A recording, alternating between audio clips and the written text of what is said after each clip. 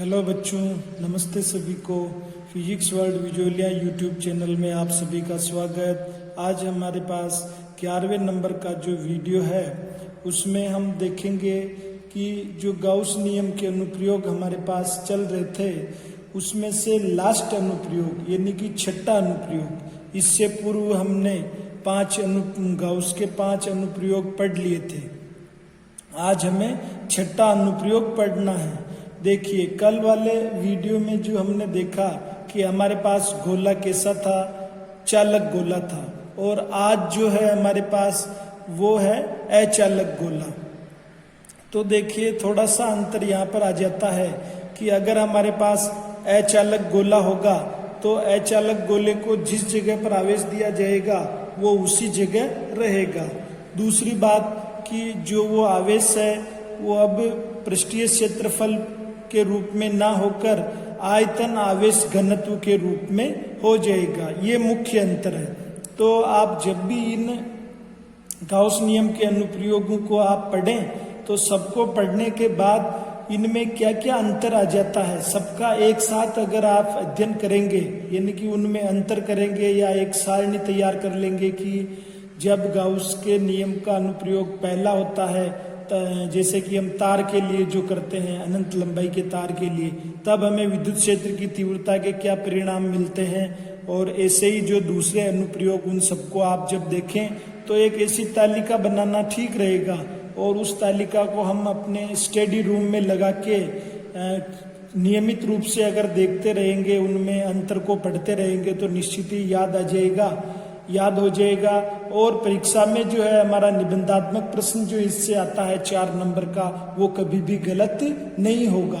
बहुत सी बार कंफ्यूजन की वजह से जो एग्जाम में जो क्वेश्चन पूछते हैं अपन उसकी जगह दूसरे का आंसर लिख के आ जाते हैं। तो ये कंफ्यूजन आपका कब दूर होगा?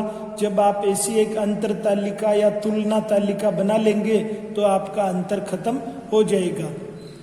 चलिए, आज का जो हमारा वीडियो है जिसमें हम गाउस के नियम के जो छठा अनुप्रयोग पढ़ेंगे कि हमारे पास समरूप आवेशित अचालक कोई भी गोला है तो उसके कारण हमारे को विद्युत क्षेत्र की तीव्रता का व्यंजक कितना मिलता है। देखिए, अब ये जो चीज मैं यहाँ पर आपको बता रहा हूँ कि हमारे पास गोला कौन सा है, अचालक है।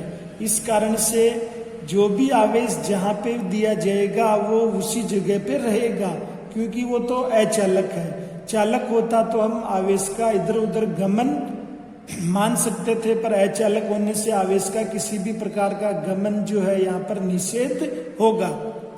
यही बात मैंने यहाँ पर लिखी है। अब वापस हम वही करते हैं कि भाई हमारे पास अगर गोला है तो उस गोले की हमें कोई त्रिज्या माननी पड़ेगी, और उसको कि भाई Q जो आवेश है प्लस Q आवेश देना होगा। तो यही आप जो डायग्राम देख रहे हैं, इस डायग्राम में मैंने आवेश जो है प्लस Q धनावेश यहाँ पर दिया है, और इस गोले की जो त्रिज्या है वो मैंने कैपिटल R मानी है। तो ये जो मेरे पास जो आप देख रहे हैं, ये मैं पेंसिल से जो परिधि पर घुमा रहा हूँ पेंसिल को, ये मेरे पास है अचालक गोला, कैपिटल R त्रिज्या का अचालक गोला। अब देखिए, ये जो कल्पना करी है, अभी आप बाहर वाली डैश लाइन से बने गोले पर ध्यान मत दीजिए। जो रेगुलर कंटिन्यू लाइन से बना है गोला उस पर ध्यान दीजिए कि यहाँ पर हमने जो त्रिज्या R ली है, केंद्र O लिया है, आवेश जो है हमने धनावेश दिया है, इसको हमें यहाँ पर लिखना है। तो देखिए, माना एक R त्रिज्या का अचालक गोला प्लस Q आवेश से एक समान रूप से आवेशित है, तो ये आवेश उसके संपूर्ण आयतन में एक समान रूप से वितरित होता है।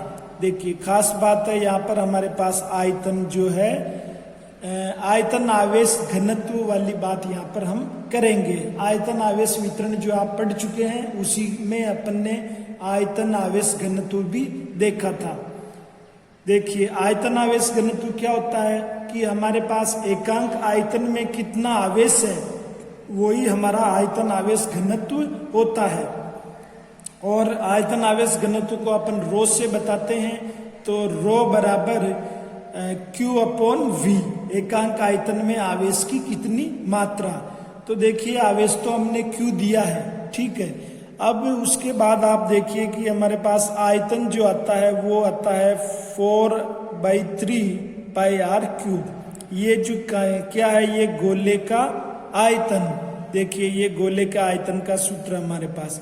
अब देखिए कि जो यहाँ कैपिटल R क्यों लिया हमने, क्योंकि हमने जो H अलग गोला लिया है उसकी त्रिज्या हमने कैपिटल R मानी है। चलो ये आपके जो है क्लियर हो गया होगा समीकरण 1।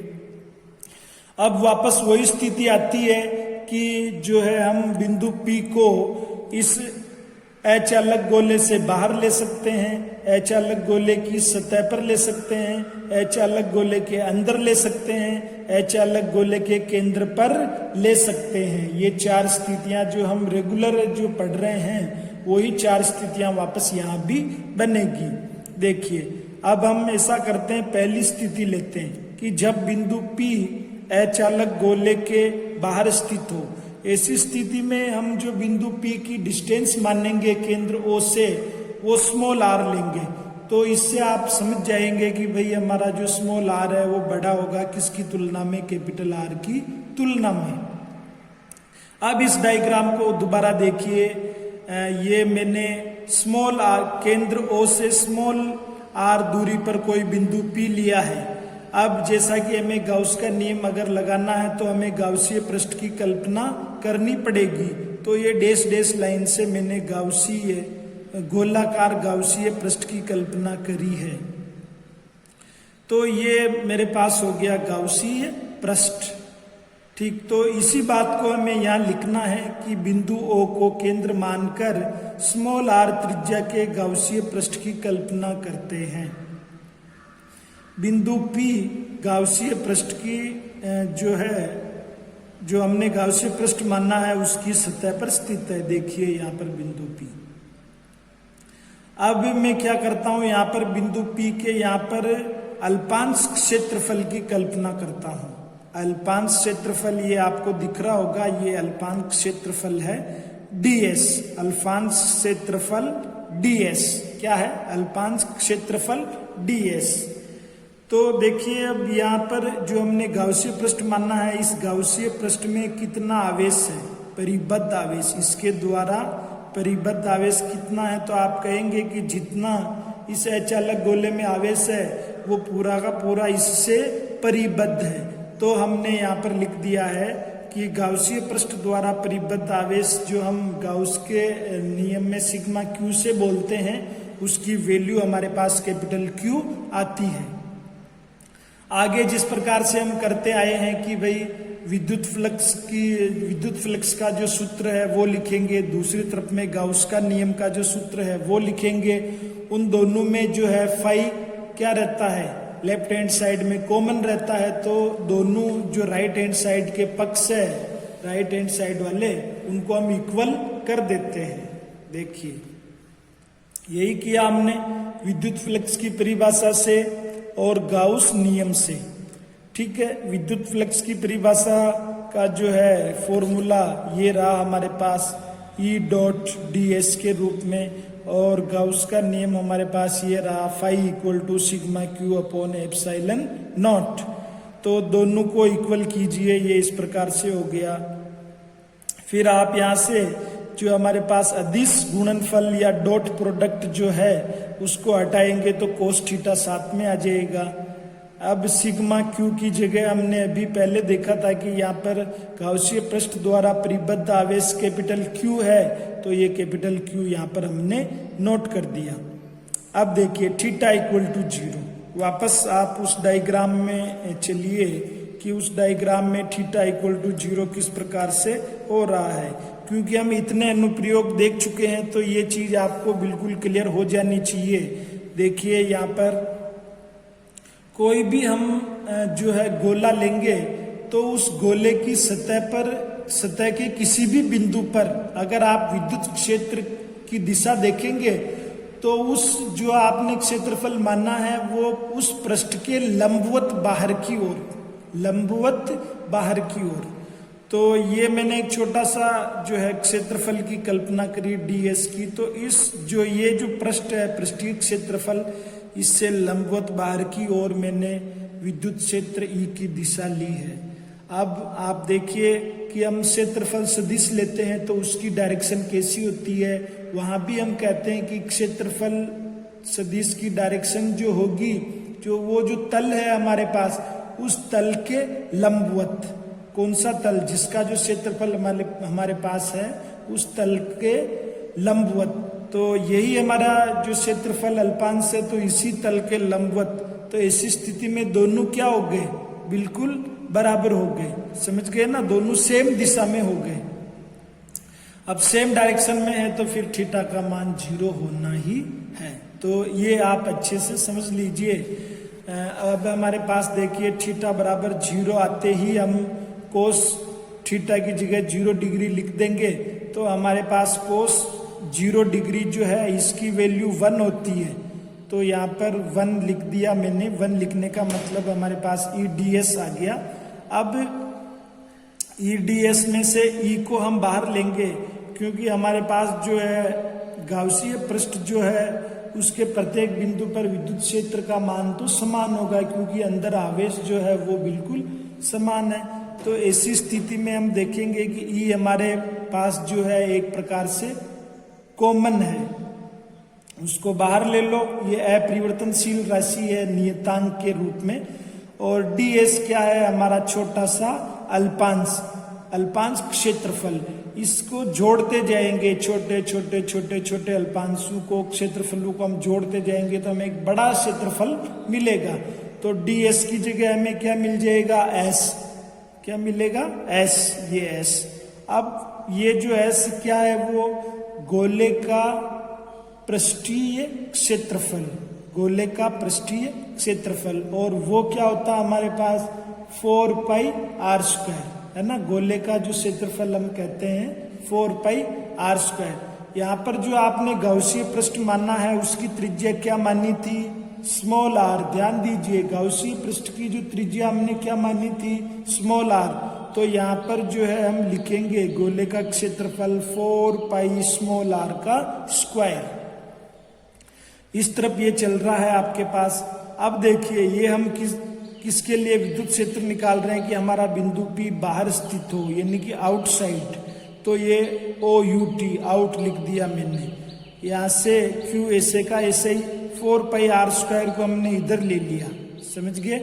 तो ये हमारे पास जो है परिणामी विद्युत क्षेत्र का जो है परिमाण हमारे पास आया है। एप्सिलॉन नॉट को हम 4π के साथ रख लें तो एक जो है हमारे पास ये नियतांक बन जाता है k।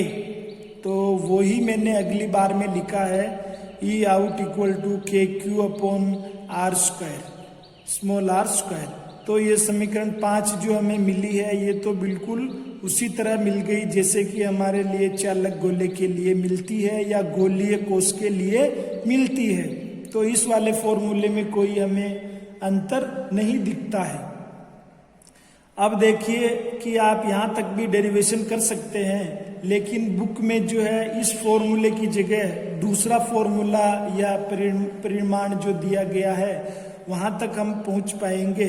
तो हम यहाँ से एक निष्कर्ष निकाल लेते हैं कि हमारे पास जो विद्युत क्षेत्र जो है वो केंद्र O से दूरी के वर्ग के व्युत्क्रमानुपाती होता है। दूरी के वर्ग के व्युत्क्रमानुपाती है कि आप जैसे जैसे केंद्र से दूर जाएंगे विद्युत क्षेत्र का जो मान है वो आपको कम मिलेगा।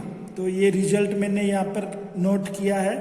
अब देखिए इसी समीकरण 5 को हम सदिश रूप में लिखना चाहेंगे तो इस तरफ वेक्टर लगाएंगे और इस तरफ राइट हैंड साइड में यूनिट वेक्टर या एकांक सदिश जो है दिशा के लिए हम लगाएंगे। तो ये r कैप हमारा यूनिट वेक्टर हो गया है। अब देखिए समीकरण 6 जो है वो तो हमें सदिश रूप देती है। अब हम चाहते हैं कि जो है हमारे पास रिजल्ट जो आया समीकरण 5 उसको अन्य रूप में या अन्य फॉर्म में, अदर फॉर्म में कैसे लिखें जैसा कि बुक में निकाला हुआ है। तो सिंपल आप ऐसा करिए कि जो ये हमारे पास Q है, इस Q की वैल्यू हम समीकरण 1 से निकाल सकते हैं। Q की वैल्यू समीकरण 1 से निकाल सकते हैं। आपको ध्यान में है समीकरण 1 जो है हमने क्या लिखी थी, समीकरण 1 आप देखें आपके इसमें नोट्स अगर आप साथ के साथ उतार रहे हैं या जब एक बार पूरा सुन लेंगे देख लेंगे उसके बाद उतारेंगे तो आपको समीकरण 1 ये लिखी हुई मिलेगी, Q बटे हुआ 4/3 पाई r क्यूब। यहाँ से आप Q की वैल्यू निकाल सकते हैं तो 4/3 पाई r क्यूब का गुणा किससे मिलेगा, रो से। ठीक बात है। तो जो है समीकरण 3 में मैंने Q का मान भर दिया है, समीकरण 3 में मैंने Q का मान समीकरण 1 से भर दिया है, तो ये कुछ गुणा के रूप में कुछ ऐसी राशि मिलेगी। यहाँ से जो कैंसिल हो रहे हैं उनको अपन कैंसिल करेंगे तो आपके पास जो रिजल्ट मिल जाएगा E आउट रो क्या है, आयतन आवेश घनत्व, rho upon 3 epsilon not r cube upon r square. ऊपर जो हमारा r क्यूब है वो कैपिटल है और बटे हुए में स्मॉल r है। तो आप जो अब रिजल्ट लिखेंगे तो समीकरण 7 तक लिख सकते हैं और हमारा एक रिजल्ट जो है समीकरण 5 भी आया है। ठीक है ना। तो ये दोनों रूप आपको जो है याद भी रखना और एग्जाम में करना भी जरूरी है, क्योंकि जैसा बुक में हमारे पास यहाँ तक निकाला हुआ तो हम बुक के अकॉर्डिंग यहाँ तक चलेंगे। और दोनों फॉर्म जो अगर आपको याद होगी तो न्यूमेरिकल क्वेश्चन जो है बहुत सी बार मान लो आवेश आपको नहीं दिया है Q की वैल्यू, तो जाहिर है कि आपको फिर इस 7वीं वाली समीकरण की आवश्यकता पड़ेगी। मान लो आयतन आवेश घनत्व दिया हुआ हो तो ये परिणाम जो है आपको बार बार अगर आप प्रैक्टिस करेंगे तो डेफिनेटली समझ भी जाएंगे और याद भी हो जाएगा। चलिए अभी तो हमने एक जो है स्थिति को कंप्लीट किया है कि भाई हमारा बिंदु P कहाँ हो, अचालक गोले से बाहर स्थित हो। देखिए समीकरण 7 को हम सदिश रूप में भी लिख सकते हैं। तो सदिश रूप में लिखने का बहुत आसान सा तरीका है कि इस तरफ लेफ्ट हैंड साइड में E के ऊपर वेक्टर लगा दीजिए और इधर जो है यूनिट वेक्टर एकांक सदिश r कैप लगा दीजिए, तो वो क्या हो जाएगा, सदिश रूप में हो जाएगा। तो आगे वाले पेज में मैंने यही किया है, ये देखिए सदिश रूप में। ठीक है, दिख रहा होगा, समझ गए होंगे आपकी ये इस प्रकार से हम सदिश रूप में भी लिख सकते हैं। ये समीकरण 8 मुझे समीकरण सदिश रूप में मिली है। तो 5 या 7 जो है हमारा अभिष्ट परिणाम है। अब दूसरी स्थिति में चलिए कि मान लो हमारा जो बिंदु P है जिस पर हम विद्युत क्षेत्र की तीव्रता निकालते हैं वो कहाँ पर हो, अचालक गोले के पृष्ठ पर हो। कहाँ पर हो, अचालक गोले के पृष्ठ पर हो। तो इस स्थिति में जो हमारे पास स्मॉल r जो होगा वो कैपिटल R के बराबर हो जाएगा। तो यह आपको कोई मैथमेटिकल डेरिवेशन नहीं करना है। जो हमें समीकरण 5 या 7 दोनों जो मिले हैं उसमें हमें स्मॉल r की जगह है जो है कैपिटल R लिख देना है। तो देखिए आपका ये परिणाम तैयार हो गया है कि S यानी कि सरफेस के लिए या पृष्ठ के लिए जो विद्युत क्षेत्र का परिमाण जो है वो KQ अपॉन स्मॉल r की जगह कैपिटल R लिख दिया है। समीकरण 7 से भी आप लिख सकते हैं। ये समीकरण 9 भी हमारे पास रिजल्ट है। और अगर अपन आयतन आवेश घनत्व के रूप में रिजल्ट चाहते हैं तो आप समीकरण 7 लीजिए पिछले वाले जो है टॉपिक की, उसमें स्मॉल r की जगह कैपिटल R जैसे ही आप भरेंगे r स्क्वायर से r स्क्वायर कैंसिल हो जाएगा, हमारे पास एक कैपिटल R बचेगा और ये समीकरण 10 मिल जाएगी। समीकरण 10 को आप जो है सदिश रूप में इस प्रकार लिख सकते हैं। तो ये जो भाग हमारा काफी छोटा है पृष्ठ वाला। अब देखिए तीसरा, यही जो है बच्चे गलती कर जाते हैं कि चालक और अचालक में यहाँ जो है बहुत बड़ा अंतर आ जाता है कि जब बिंदु P है अचालक गोले के अंदर स्थित हो। अभी तक के जो हम केस देखे थे कि अंदर वाली स्थिति में कोई आवेश नहीं होता था और सीधा हमारे पास विद्युत क्षेत्र का जो परिमाण है, परिणाम जो है वो 0 आ जाता था, पर यहाँ नहीं आएगा। देखिए समझते हैं ऐसा क्यों हो रहा है। इस डायग्राम को देखिए, इस डायग्राम में आपको दिख रहा है कि ये तो हमारे पास जो है कैपिटल आर का एच अलग गोला है। अब जो हमारा बिंदु P है वो इस गोले के अंदर स्थित है। अगर हमें गाउस का नियम लगाना है तो हमें एक गाउसीय पृष्ठ की कल्पना करनी पड़ेगी जिस पर कि बिंदु P स्थित हो। तो इस बिंदु P के ऊपर बिंदु O को केंद्र मानते हुए स्मॉल r त्रिज्या का एक गाउसीय पृष्ठ जो है हम बनाते हैं, कल्पना करते हैं। ये बना रखा अपन ने, है ना। तो अब आप देखेंगे कि इस गाउसीय पृष्ठ में भी आवेश है और इस गाउसीय पृष्ठ से भी बाहर भी आवेश स्थित है। तो अब हम आप डायरेक्ट ये नहीं कह सकते कि भाई गाउसीय पृष्ठ में परिबद्ध आवेश कैपिटल Q नहीं है, क्योंकि कैपिटल Q तो इस पूरे अचालक गोले में है और आपने जो गाउसीय पृष्ठ जो मानना है वो तो स्मॉल r त्रिज्या का है, जिसमें अब कुछ आवेश जरूर हमें दिख रहे हैं। तो ये आवेश कितना है इसका मान हमें निकालना जरूरी हो गया है। तो इस कारण से जो इस तीसरे वाले टॉपिक में हमें जो थोड़ा ध्यान रखना पड़ेगा। चलिए अपन वापस जो है हमारा पॉइंट डालते हैं थर्ड वाला, कि जब बिंदु P अचालक गोले के अंदर स्थित है, ऐसी स्थिति में जो हम बिंदु P को बाहर ले रहे थे उस समय तो स्मॉल r बड़ा था, लेकिन अब बिंदु P को हम जब अचालक गोले के अंदर ले रहे हैं तो हमारा जो स्मॉल r है वो छोटा हो जाएगा किसकी तुलना में, अचालक गोले की जो त्रिज्या है कैपिटल R उसकी तुलना में। तो ये आपने गणितीय रूप में समझने के लिए लिखा है। अब जैसा कि भाई हमें वापस गाउस का नियम लगाना है तो गाउसीय पृष्ठ की कल्पना करनी पड़ेगी और गाउसीय पृष्ठ हम गोलाकार लेंगे और उस गोले की जो त्रिज्या है हम स्मॉल r लेंगे ताकि उस गाउसीय पृष्ठ के ऊपर ही बिंदु P स्थित हो। तो ये चीज मैंने यहाँ पे लिखी है। इस स्थिति में O को केंद्र मानकर स्मॉल r त्रिज्या के गोलीय गाउसीय पृष्ठ की कल्पना करते हैं तथा गाउसीय पृष्ठ पर अल्पांश ds लेते हैं।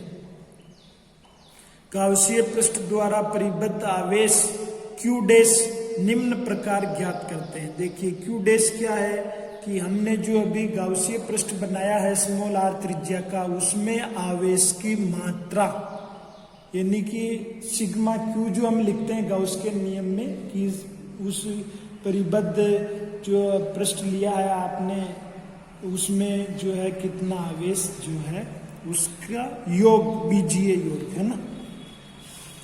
तो उसको निकालने का जो है एक सिंपल सा तरीका है एकिक नियम से, गणित का एकिक नियम। देखिए हमें ये तो मालूम ही है कि पूरा अचालक गोला है, उसमें जो आवेश है हमारे पास वो कितना है कैपिटल Q, और इस पूरे अचालक गोले का जो आयतन है वो कितना है 4/3 पाई r क्यूब, है ना। अब हम एकिक नियम इसको इसीलिए कहते हैं कि हम अब इसकी जगह एक पुट कर दें कि मान लो हमारे पास एकांक आयतन हो, उसमें आवेश घनत्व कितना होगा, आवेश कितना होगा।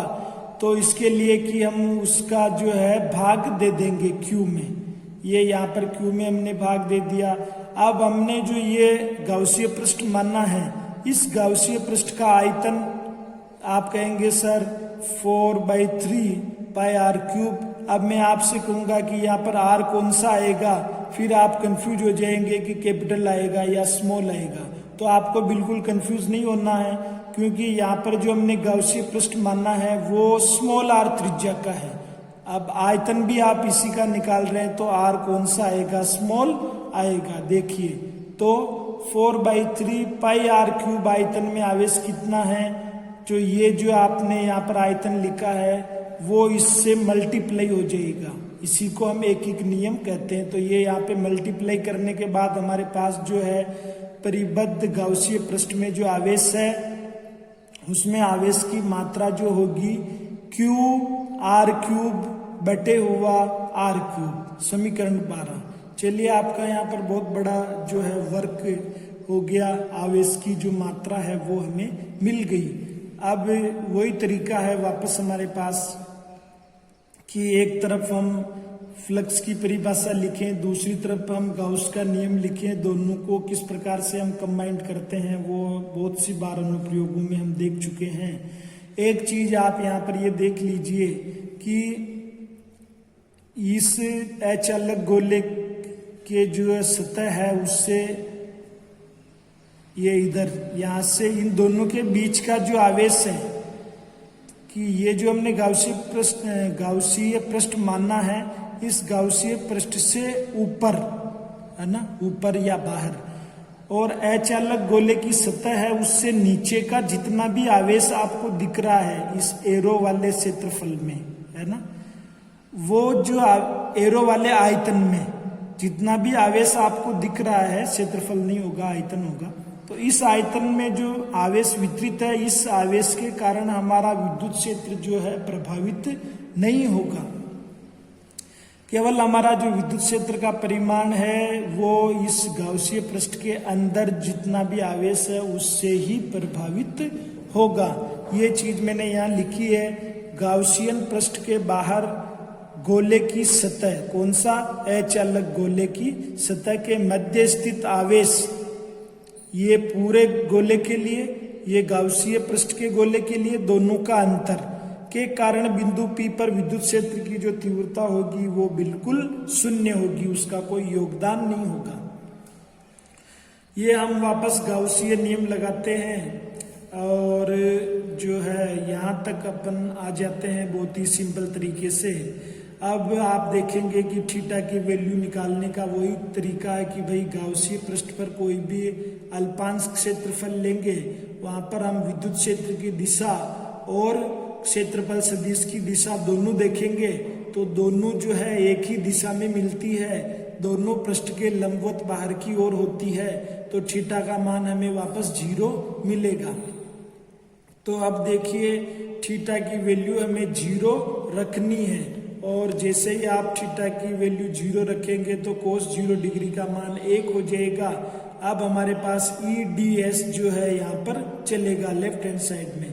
राइट हैंड साइड में क्या चेंज हुआ कि Q डैश की जो वैल्यू हम निकाल चुके हैं समीकरण 12 में, उसको हमें यहाँ पर यूज में लेना है, तो ये हमने यहाँ पर यूज में ली है।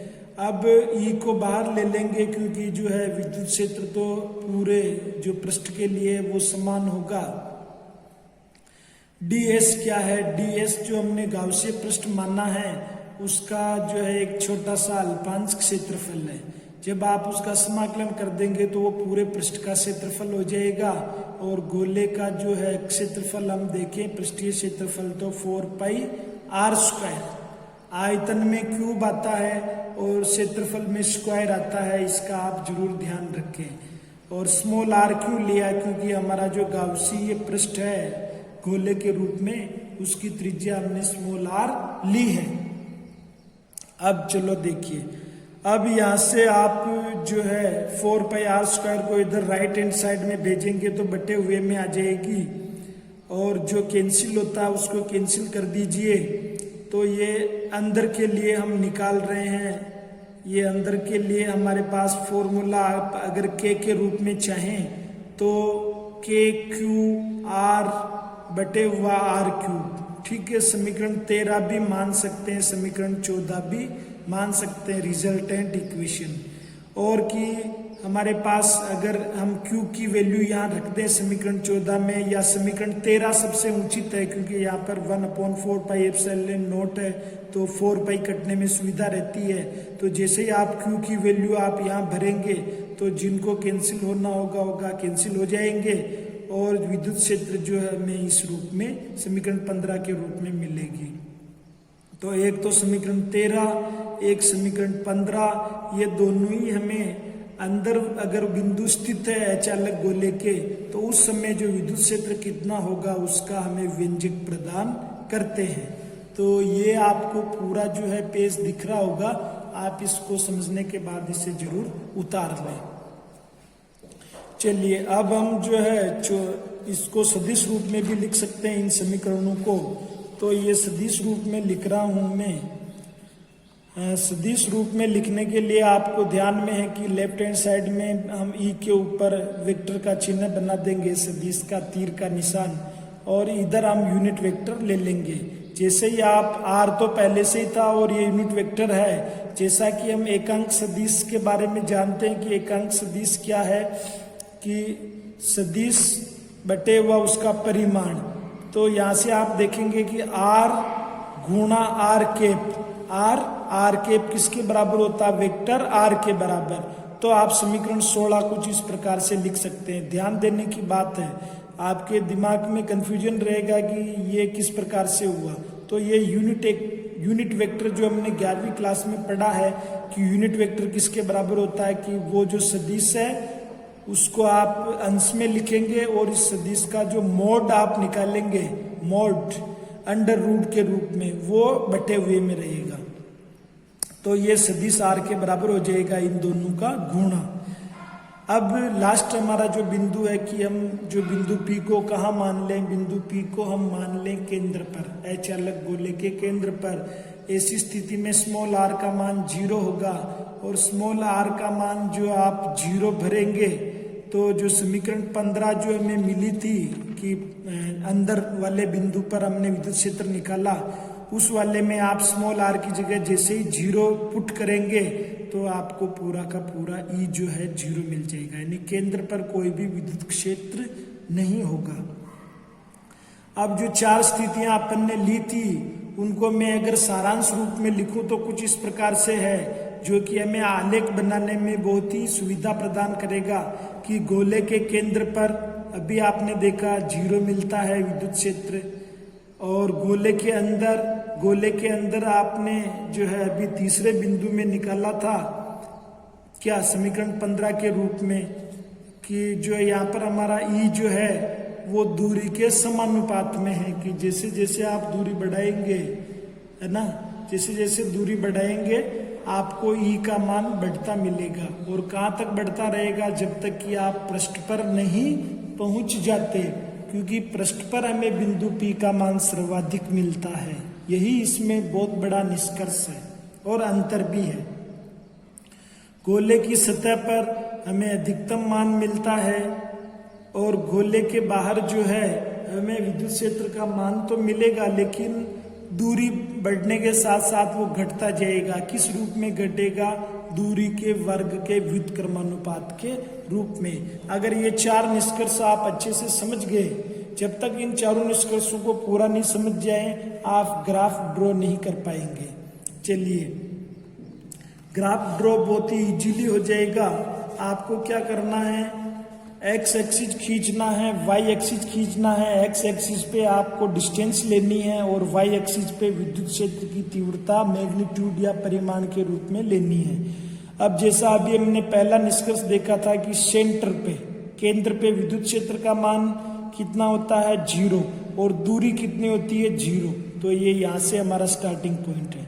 जैसे जैसे हम सेंटर से सरफेस की ओर चलते हैं, ये हमारा गोला हो गया, ठीक है, ये हमारा सेंटर हो गया।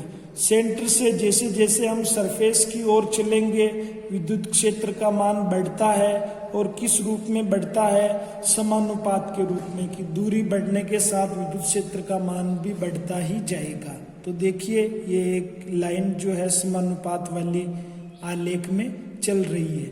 अब जैसे ही आप सरफेस पे पहुंचे आपको ई का अधिकतम मान प्राप्त होगा, और वो कितना होगा? KQ बटे हुआ R²। ये मैक्सिमम वैल्यू किस जगह पर? जब स्मॉल r कैपिटल R दोनों बराबर हो जाते हैं, क्योंकि हमने गोला भी कैपिटल R त्रिज्या का ही माना था, और O से दूरी जो हमने ली वो भी इसके बराबर स्मॉल r लिया था, और यहाँ पर दोनों ही इक्वल होते हैं। अब आप जैसे इस गोले से बाहर जाते हैं तो आपने रिलेशन देखा था कि ई जो है व्युत्क्रमानुपात के रूप में हो जाती है दूरी के वर्ग के व्युत्क्रमानुपात में। तो इस स्थिति में हमें कुछ ऐसा ग्राफ जो है मिलेगा। तो ये आपके आलेख भी आपको जो है समझ में आ गया होगा। अब आप देखिए कि हमारे गाउस के नियम के जो 6 अनुप्रयोग है कंप्लीट हो चुके हैं। आप उसको जो है नोट्स बुक में अच्छे से उतारें, बार बार इनका अभ्यास करें, बार बार देखें कि इनमें क्या क्या अंतर आता है, इन 6 के अंदर क्या अंतर है, और इनकी सारणी तैयार करके स्टडी रूम में अगर आप लगा देंगे और उसका नियमित उसको देखते रहेंगे, अध्ययन करते रहेंगे, तो जरूर आपका जो ये निबंधात्मक प्रश्न है बिल्कुल कंफ्यूज होने की कोई वो नहीं रहेगी गुंजाइश, और आप 4 नंबर से 4 नंबर प्राप्त कर पाएंगे। तो देखिए, लॉकडाउन में समय का सदुपयोग कीजिए और जो भी वीडियो आपके पास आ रहे हैं उसके नोट्स बना करके अपनी स्टडी को कंटिन्यू रखिए। वीडियो देखने के लिए आप सबका धन्यवाद।